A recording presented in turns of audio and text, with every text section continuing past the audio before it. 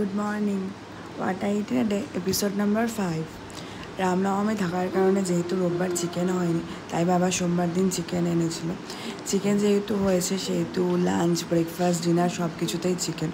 সকালবেলা থাইরয়েডের ওষুধ খাওয়ার পর ব্রেকফাস্টে লুচি চিকেন কষা খাওয়ার পর তারপরে মা মুড়ি চিকেন কষাও মেখেছিল। মুড়ি চিকেন কষা খেয়েছিলাম। একটা সিনেমা দেখতে দেখতে হয়েছে। তারপরে একটু সিমাইয়ের পায়েস খেয়েছিলাম।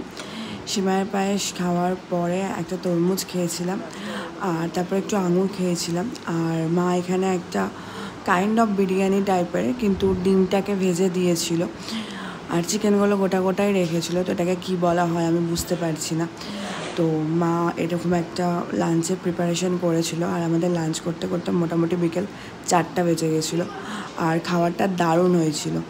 আর বিকেলে একটা চিপসের প্যাকেট খেয়েছিলাম, লেজের এই ফ্লেভারের চিপসটা খেতে আমার দারুণ লাগছে, নতুন বেরিয়েছে। আর চা খেতে খেতেও মোটামুটি 8টা বেজে গেছিলো আমার। চাও খেয়েছিলাম। আর ডিনার করতে করতে 9:30 10টা বেজেছিলো।